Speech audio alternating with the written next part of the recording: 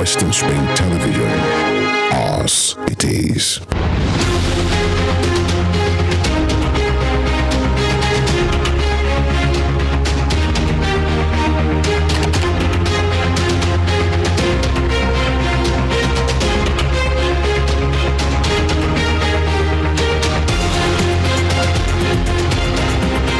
Good evening and welcome to Spring Global on Westernspring Television. Now the headlines. Senate amends 2022 Supplementary Appropriation Act during today's emergency plenary. Serbia condemns NATO peacekeepers in Kosovo for failing to protect ethnic Serbs. Chinese aircraft carrier Shandong sails through the Taiwan Strait this morning. My name is Damilola Raphael. We begin in Nigeria, where the Senate has amended the 2022 Supplementary Appropriation Act to extend the implementation year from the 30th of June to the 31st of December 2023. According to the Senate, this was to allow full implementation of the budget, especially in light of the 2022 supplementary budget approved in December 2022. The extension would allow ministries, departments, and agencies of government to utilize a large proportion of funds released to them. Also, during the session, the Senate amended the Central Bank of Nigeria Act to increase the total CBN advances to the federal government from 5% to a maximum of 15%. Elsewhere in Africa, United Nations Chief Antonio Guterres said he was shocked by a letter from Sudanese Army Chief Abdel Fattah al-Burhan reportedly requesting the replacement of Special Envoy Volker Perthes. Perthes and the UN mission in Sudan have been the target of several protests by thousands of military and other supporters who repeatedly accused him of foreign intervention and demanded his dismissal. In a statement from UN spokesperson Stefan Dujarric, Mr. Guterres said he was proud of the work done by Mr. Perthes and reaffirms his full confidence in his special representative. Sources within Sudan's foreign ministry told newsmen that Mr. Perthes will not be allowed back into the war-torn country. Perthes is currently in New York City, where he briefed the UN Security Council on the situation in Sudan earlier this week. General al-Burhan accused Mr. Perthes of widening divisions in the country by excluding voices who should have been involved in the transition to a civilian government. And outside Africa, Serbia has condemned NATO-led peacekeepers stationed in neighboring Kosovo for allegedly failing to stop brutal actions by Kosovo police against ethnic Serbs. Serbia's armed forces stationed near the border will remain on the highest state of alert until further notice, the government added. Serbia's top political and security leadership, led by President Aleksandar Vučić, met in Belgrade this morning following violent clashes yesterday between Kosovo police and ethnic Serbs that injured more than a dozen people. The statement also said an international civilian mission and NATO-led troops stationed in the former Serbian province since Serbian forces were forced to leave the region in 1999 did not do their job to protect the Serbs. NATO, meanwhile, urged Kosovo to dial down tensions with Serbia a day after its government forcibly accessed municipal buildings to install mayors in ethnic Serb areas in the north of the country. A spokeswoman for the Transatlantic Military Alliance, Oana Lungescu, urged the Kosovo government to de-escalate immediately and called on all parties to resolve the situation through dialogue. And staying with Serbia, President Aleksandar Vučić has offered his resignation as leader of the ruling Serbian Progressive Party, SNS, following weeks of protests against his rule, but said he would remain head of state. At a party congress in Kragujevac in central Serbia, Mr. Vučić nominated Defense Minister Milos Vuketović, who replaced him as party leader. To replace him, as party leader, both his resignation and replacement have to be formally accepted in a closed session of the Congress. Opposition parties and rights watchdogs have long accused Mr. Vučić and the SNS of autocracy, stifling media freedoms, violence against political opponents, corruption, and ties with organized crime, allegations which Mr. Vučić and his allies have denied. The SNS Congress comes a day after tens of thousands of people from across Serbia and from neighboring Kosovo, Montenegro, and Bosnia rallied in the center of Belgrade in a show of support for Mr. Vučić following big anti-government protests over 2 mass shootings that killed 18 people earlier this month. In the United Kingdom, Boris Johnson has insisted that there is nothing in his diary entries that shows further rule-breaking during the COVID pandemic. He was referred to police last week following a review of his official diary as part of the COVID inquiry. The former PM was approached by Sky News before catching a flight in Washington and said any new claims of rule-breaking were absolute nonsense. He said the diary entries were completely innocent, adding that the diaries from his time in Downing Street merely record entries in his day. The Times, which first broke the story about Mr. Johnson's diaries, said the entries revealed visits by Mr. Johnson's friends to Chequers, the PM's country estate, and events in Downing Street during the pandemic. This whole thing is a load of nonsense from beginning to end, and we made that clear in the statements that I've issued. I think that it's ridiculous that elements in my diary should be cherry-picked and handed over to the police, to the Privileges Committee, without even anybody having the basic common sense to ask me what these entries referred to. What do they refer to? There is absolutely nothing in those entries that constitutes rule breaking during COVID restrictions, okay? Mingling with friends at Chequers. No, that is absolutely not what those diary entries show. That is not what those diary entries show, and the whole thing is totally nonsensical. Who is trying to stitch you up, Mr. Johnson? Who do you think is trying to stitch you up? You may well ask. Who do you think is trying to stitch you up? Richie Sunak? It's any. Yeah, I'm just. Let's go. Who is trying to stitch you up, sir? Is it Richie Sunak? Look, I think it's totally. Where are you? Come on, where are you? About impeding us, sir. Yeah. I've asked you. It's okay. It's okay. He's from Sky News. He's entitled to ask me questions, and I'm going to tell you. I just think it's totally nonsensical and bizarre that there are tens of thousands of entries in the Prime Ministerial Diary. I've never seen these things before because I haven't looked through it. None of them constitute a breach of the rules during COVID. And they weren't during lockdown; they were during other periods of the restrictions. None of them constitute a breach of the rules. None of them. Meanwhile, a man arrested after a car crashed into the gate of Downing Street has been separately charged with making indecent images of children. The 43-year-old had been held on suspicion of criminal damage and dangerous driving over Thursday's incident. Police said he had been released under investigation in relation to that. Master Falls said he would appear in court later over the unrelated matter of making incident images of children. He will appear at Westminster Magistrates Court, the Metropolitan Police said. The Met this morning said there were no reports of any injuries in the Downing Street incident and inquiries are continuing. To the Russia-Ukraine war, Ukraine is ready to launch its long-expected counteroffensive against Russian forces.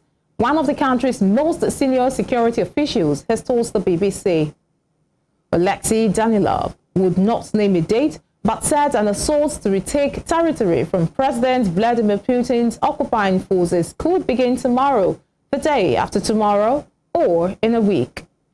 He warned that Ukraine's government had no right to make a mistake on the decision because this was an historic opportunity that they could not afford to lose. As Secretary of the National Security and Defense Council of Ukraine, Mr. Danilov is at the heart of President Volodymyr Zelensky's de facto war cabinet. In the meantime, Russian forces intercepted 2 long-range Storm Shadow cruise missiles supplied to Ukraine by Britain.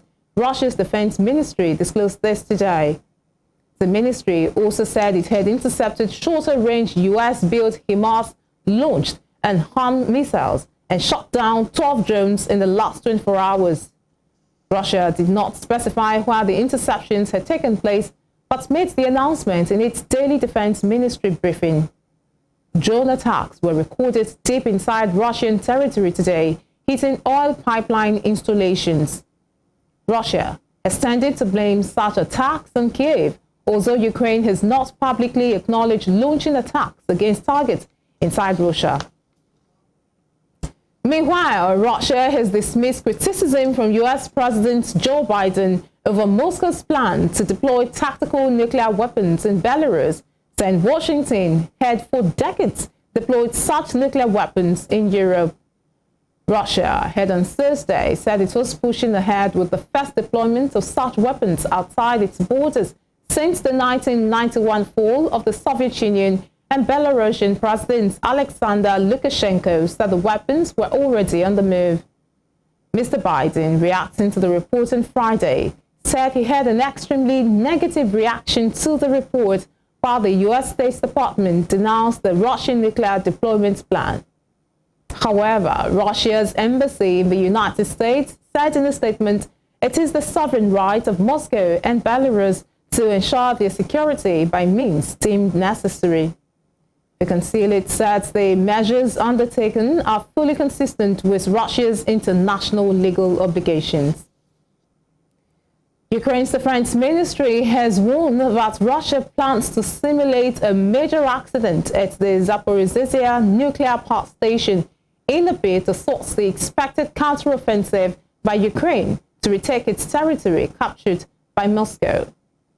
The Zaporizhzhia plant, which lies in an area of Russian-occupied southern Ukraine, is Europe's biggest nuclear power station, and the area has been repeatedly hit by shelling, with both sides blaming each other for the dangerous attacks. Ahead of Ukraine's expected counteroffensive, fears have increased that a nuclear disaster could occur amid rising military activity around Zaporizhzhia. The Ukrainian Defense Ministry's Intelligence Directorate said yesterday that the Russians are preparing massive provocation and imitation of the accident at the nuclear plant in the nearest hours. Reports of radioactive material leaking from the plant will cause a global incident and force an investigation by international authorities, during which all hostilities would be stopped. You're watching Spring Global on Westernspring Television. We'll be right back after this break.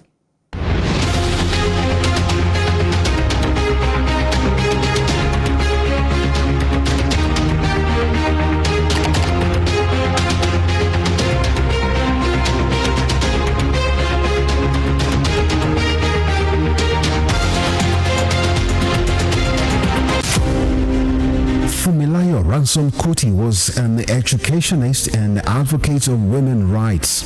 She was recognized for her vitriolic comments against colonial policy of taxation as it affected the Nigerian women. Bere, as fondly addressed by her women followers, Fumilayo championed the initiation of universal adult suffrage, which gave an unprecedented leeway for women to contest elective offices and power to exercise voting rights.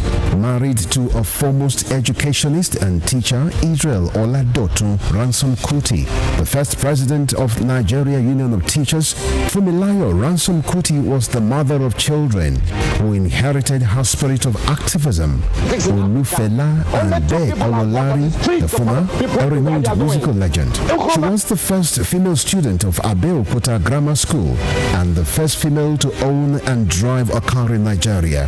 The award recipient of Member of Order of Nigeria MON and Lenin Peace Prize, was born 25th October 1900 and was killed on 13th April 1978 by rampaging road soldiers in Lagos.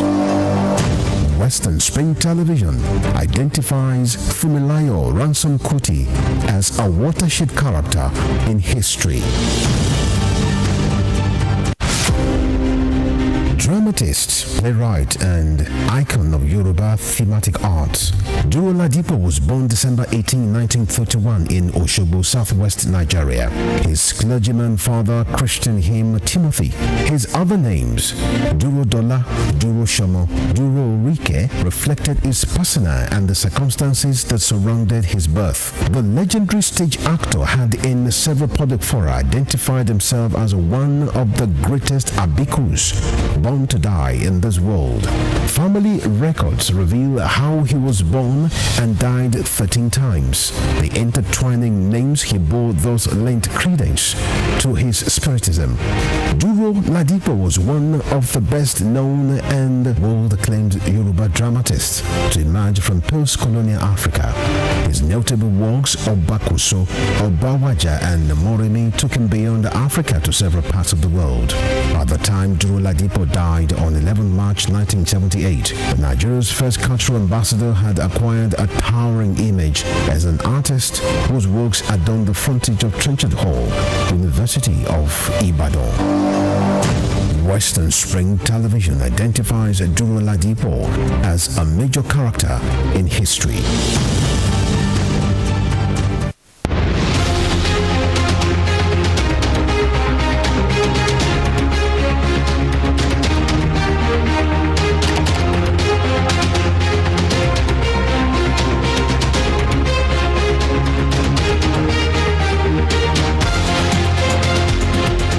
Welcome back. We'll continue now to serve you more reports as we bring you news in Asia. But the Chinese aircraft carrier Shandong sailed through the Taiwan Strait this morning, accompanied by 2 other ships in the latest uptick in military tensions over the island Beijing claims as its own territory. Taiwan's defense ministry said the Shandong, commissioned in 2019, had sailed in a northerly direction around midday through the strait, sticking to its median line, which serves as an unofficial barrier between the two sides. The ministry, in a statement, stated that the Taiwanese military closely monitored the group using its own ships and aircraft. The Shandong participated in Chinese military drills around Taiwan last month, operating in the Western Pacific. And staying with China, one of Hong Kong's biggest democratic parties has said it will disband after a vote by party members dealing another blow to the city's already beleaguered democratic opposition under pressure from China. In recent years, Hong Kong's opposition has been hit by a China-imposed national security law and overhaul of the electoral system that has largely sidelined Democrats from local politics.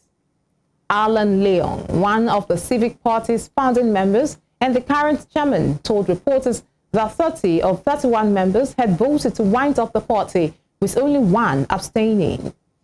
The Civic Party, founded in 2006, had been a major democratic force in the financial hub but returned from British to Chinese rule in 1997, alongside the Democratic Party, performing strongly in local legislative and district polls.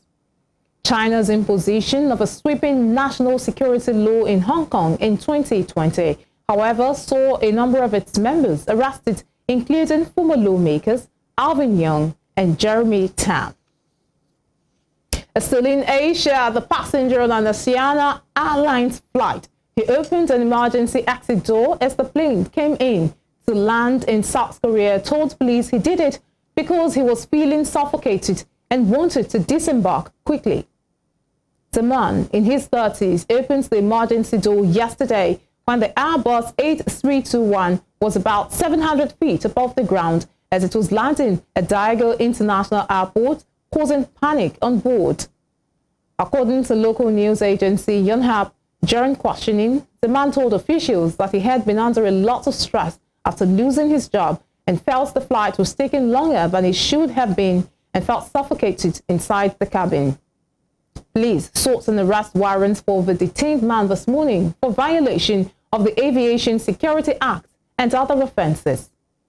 9 passengers were sent to the hospital with breathing issues following the incident, which left many passengers terrified. All were released after about 2 hours. In the United States, the Texas House is scheduled to vote later today whether to impeach State Attorney General Ken Paxton a conservative firebrand who has been accused by his fellow Republicans of abuse of office. Debate is set to start at 1 p.m. local time.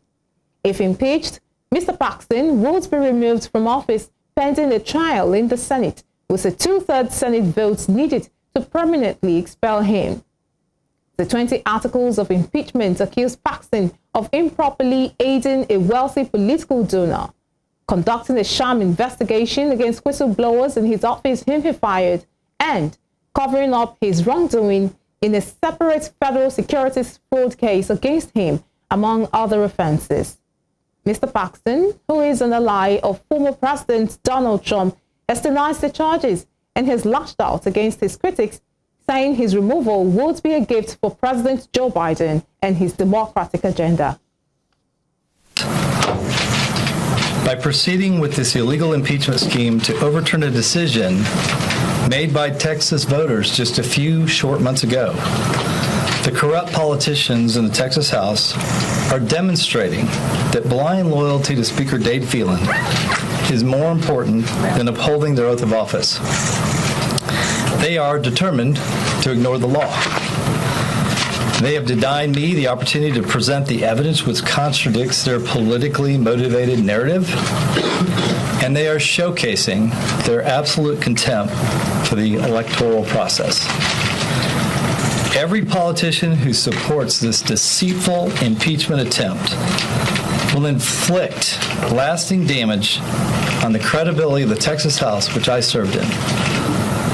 The House is poised to do exactly what Joe Biden has been hoping to accomplish since his first day in office: sabotage our work, my work, as Attorney General of Texas.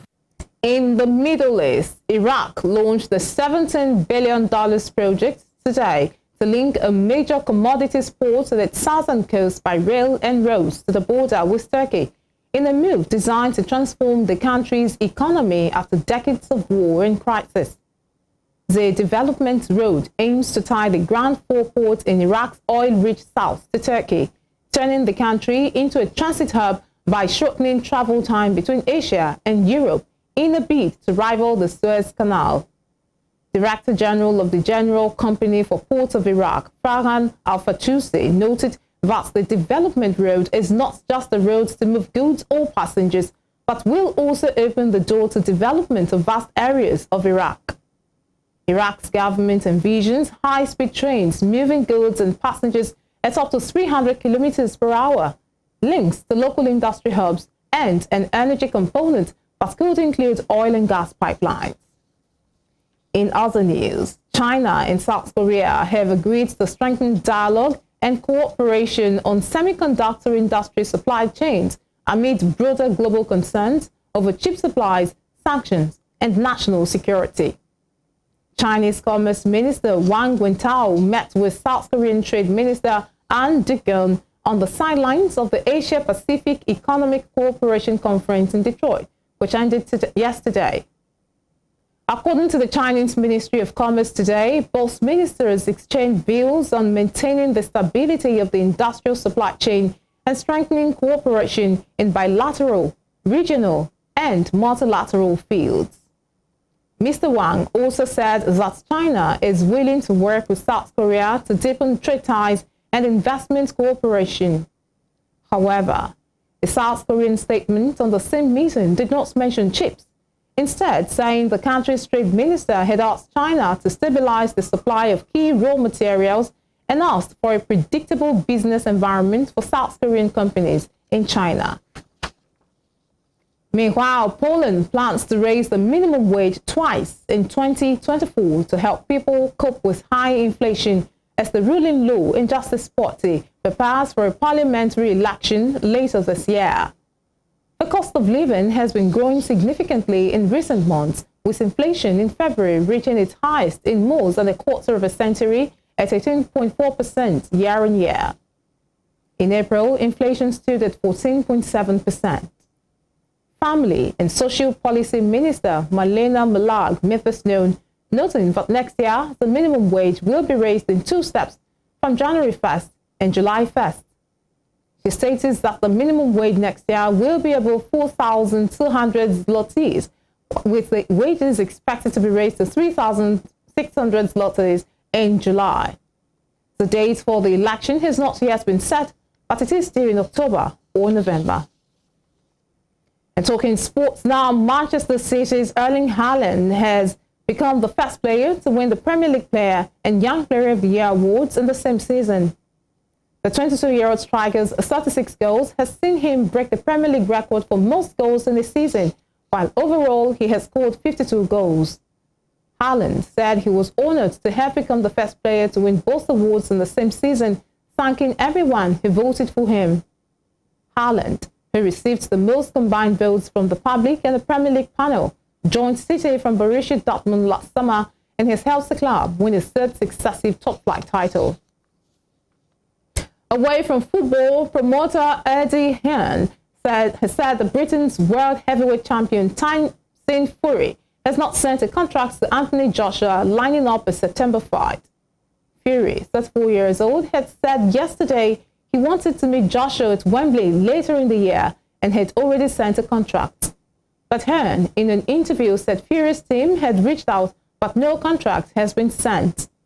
He added he was trying to set up a fight for Joshua in August, then one with Deontay Wilder in December, and was not willing to alter those plans.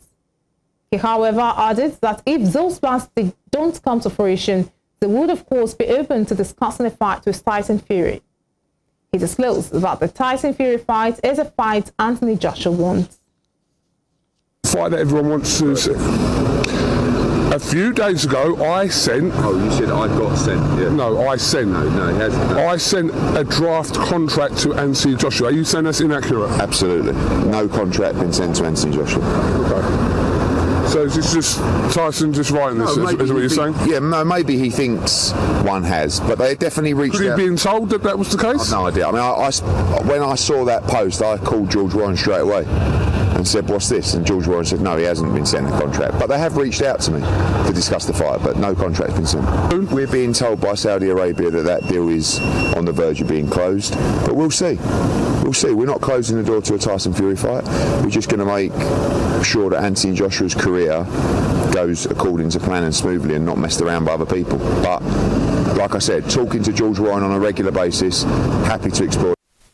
And before we end Spring Global, here is a recap of our top stories. The Senate has amended the 2022 Supplementary Appropriation Act to extend the implementation year from the 30th of June to the 31st of December 2023.